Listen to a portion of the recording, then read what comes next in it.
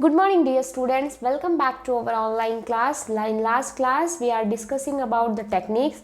In today's class we are going to extend the same concept with different techniques. So dear students, in today's class we are going to discuss the next concept of how to separate the immiscible liquids. Okay dear students, so let's start our today's class.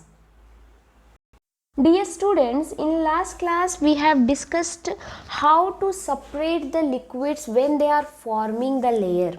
Okay, so just take a simple example in this image. This is the one full glass of water with orange juice. Okay, this is the orange juice. Just mix with each other, you will get a clear solution, but they have a different color. No problem, but they have a different color, but whether they are forming of layer you can find out here, yes or no? No, I am not able to find out the two layers of this solution. Okay dear students, so whether it is a possible to separate these two mixture, because it is a mixture of water and the orange juice, or you can here the example is given for the carbonated water. Let it be about the carbonated, just concentrate on water itself. Okay, so when we are preparing the juice, so we are adding some few amounts of water. Okay, so there you will get a clear solution, but this is one of the type of mixture itself. So whether it is a possible to separate such type of mixture, yes, answer is yes. So how? Let us understand this concept. Okay, in today's class we are going to focus on the same concept itself. So here the same concept we have, that is the miscible versus immiscible. So when we are talking about the miscible, so it means they are mixed with each other. So already we have taken the example of orange juice with water. So what about the immiscible? They are forming the layer, is it? So they are not going to be mixed with each other. So immiscible substances never fully mix in any proportion, because they are forming the two layers, but miscible substances fully mix in all the proportion. You won't be able to find out the layers here. Okay, so this is the substance that are mixed with each other. So here the example is alcohol and water, but we have taken the example of orange juice and the water. Okay, so how we are able to separate such type of mixture? That is about the fractional distillation method.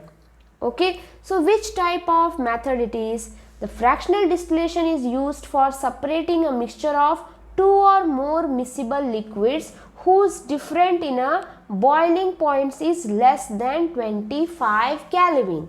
Okay dear students, in last class when we are separating the immiscible liquids, so on which base we are separating the mixture?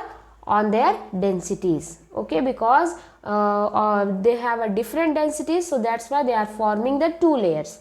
But what about the miscible liquids? How we are able to separate the mixture on the boiling point? Okay, by taking the help of boiling point we are able to separate such type of mixture. But when we are going to separate this mixture, at least there should be a difference about 25 Kelvin for both the mixture, otherwise it is highly difficult to separate such type of mixtures. Okay, so in this method we are using the temperature in the form of boiling point. Okay, so it is used for separating a mixture of two or more miscible liquids whose difference is around about the 25 Kelvin. Okay, so here you can see a simple image of the fractional distillation. Here you can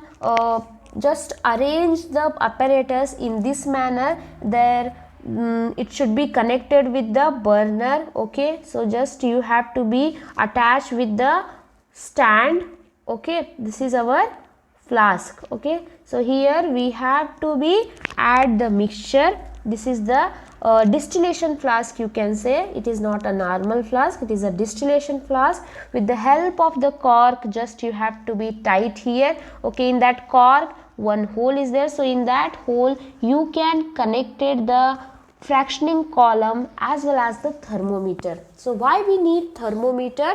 Because to check the temperature. Okay, so we need to set the arrangement in this way that thermometer and the fractioning column should be attached here. Okay, so here we have to be continuously burns the mixtures, okay, with the help of burner. Okay, so what happens, for cooling purpose we have to be cool it continuously, otherwise it can be blast the apparatus. Okay, so these arrangements we have to be carry out in the laboratory itself. It is highly difficult to perform such type of experiments in the home. So this all the things we are able to do in the laboratory itself. Okay, so let's understand the concept of how it can be done. So you can see here how the mixture is continuously heating. Okay, so how it passes to the one conical flask, and when the one mixture will separated, so we have to be change the this conical flask with the next mixture. Okay, so how the apparatus is used? The apparatus used for that fractional distillation is similar to that used for simple distillation. Distillation is nothing but the you have to be heat the mixture, where you have to be separate the mixture. Okay, so this is little bit simple like a simple distillation method itself. So what happens, except that fractioning column is fitted between the distillation flask and the condenser.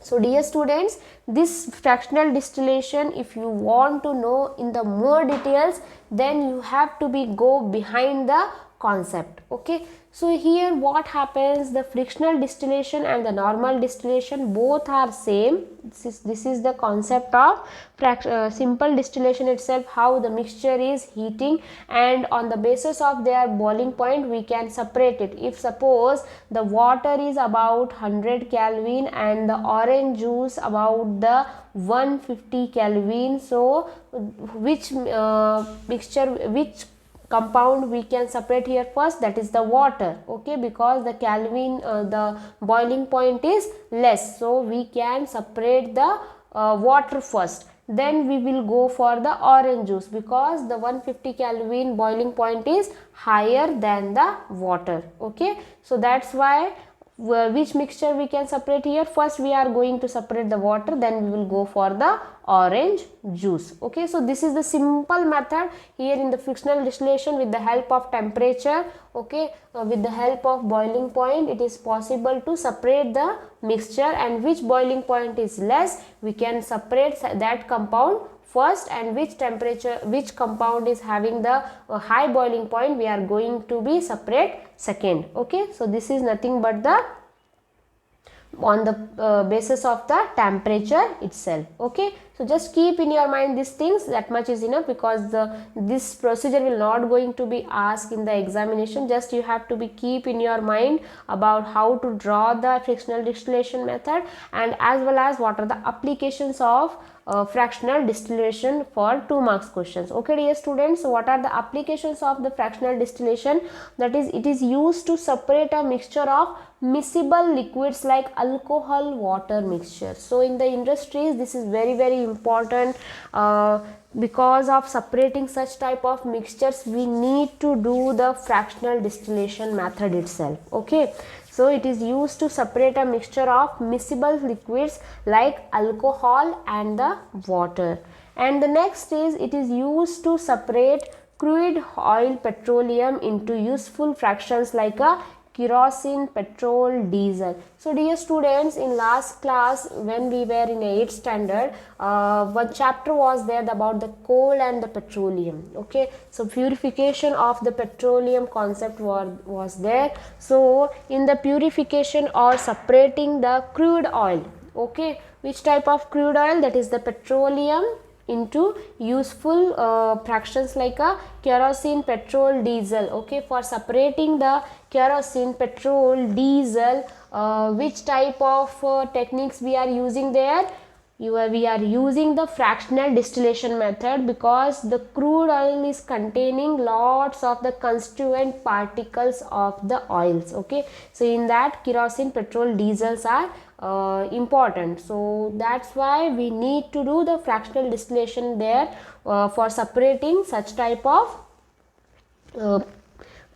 constituent particles. Okay, so next is it is used for separating different gases of their air by taking the liquid air. Okay, so here the next is where we are using to separate the different gases. As you know that air is a mixture of gases, so if such type of mixtures are there, we can't collect, but in the laboratory it is possible. Okay, so where we are using to separate the mixture. Suppose HCl, it is a one of the gas, one of the liquid form. Okay, so if we need to convert into chlorine gas, so we have to take the help of this fractional distillation method itself. Okay, so these are the applications of fractional distillations. So dear students, in today's class we have done the fractional distillation. It is very easy concept. In last class when we are talking about the separating funnel, which basis we are going to separate the mixture, that is a simple concept about the